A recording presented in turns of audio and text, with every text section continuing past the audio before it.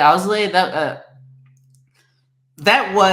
think that was a good confidence builder. I was a little iffy on it, but going back out there after blowing the save, heart of the order, facing Tatis again, striking him out. Maybe that was a good confidence. It wasn't a safe situation. Say he does blow it. He's not. I mean, he's probably not your guy.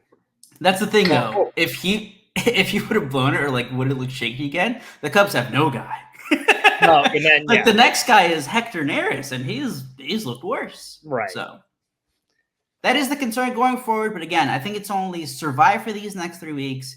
You get your starting pitching, you get your rotation healthy again. Yeah, and then you can maneuver some guys into the bullpen, and I think it's going to be fine. I think at this point, though, it's pretty obvious. I would imagine they're probably trying to add an arm, assuming they're still in contention at the deadline. I'm going to bring up a name later, and I think you're going to like it, Mitch. All right, let's see. Well, who you got before we get to the Sox talk? Because that's going to be going down a rabbit hole there with all the issues they got. We can lead right into Sox talk, and we'll lead into one of the positives.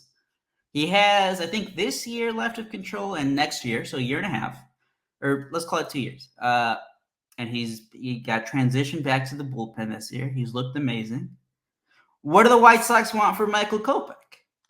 I don't know. That's a good question. Honestly, I could see them trading Kopech too with his value high, because as good as Kopech's looked, I honestly think they got their next closer lined up with Jordan Leisure.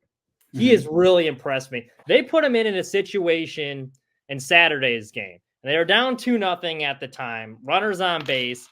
So it was a pretty big moment. With the way the offense is playing, you really can't afford to let this game get blown wide open. And I think there was 2 outs. They only needed to get 1 out.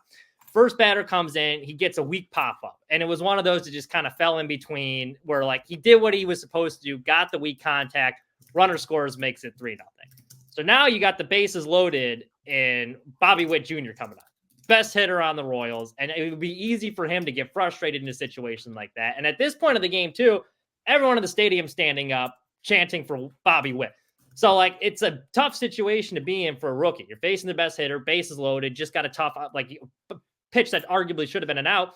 He comes back and he strikes the guy out. And that was, really impressive. I was like, okay, that was a good confidence-building moment. And it's moments like that why I'm continuing to watch this team despite that they're so bad, because they do have a lot of young pieces that we're seeing what they can do for the future. And he's one of them I've kept an eye on, and I've been impressed with him early. He looked good the other night too, against Cleveland. So I could see them moving Kopech just because his value is high now, and you have a guy lined up that could replace him. But Kopech's been good. I think I knew we were talking about that when they made that move. That was the best move for him, because now he can throw gas without even thinking about it. He has that electric fastball. And last night in Cleveland, his slider was working too. So when you're throwing 101, 102, and then you got that slider going, I mean, it's going to be very tough to hit for him. So who are you giving up for Kopech? We have a trade. So the White Sox obviously need offense, right? Yeah.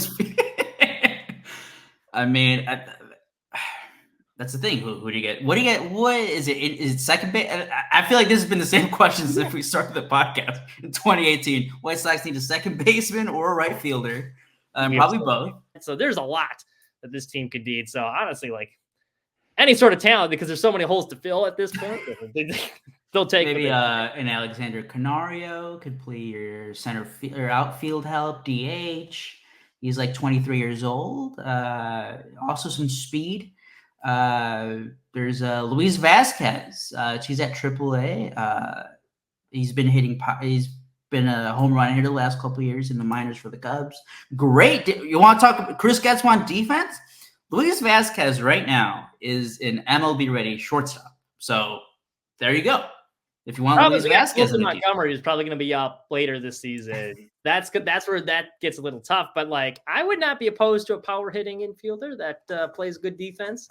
Some power. I think we could have something. That might be something to keep an eye on if Kopech keeps building. Rebuild of the favorites. We here for the latest. South side or the north side. Not tuned to the greatest. Home team for the home teams. Both sides got our own rings. On the mound or the long ball. But we don't put the wrong strings. Yeah. It's that time of the year now. Wrigley or guarantee, so the whole league that we hear now. New show with a new mood. Discussions and interviews. Straight rumors that might be. This is Pinwheels and Ivy.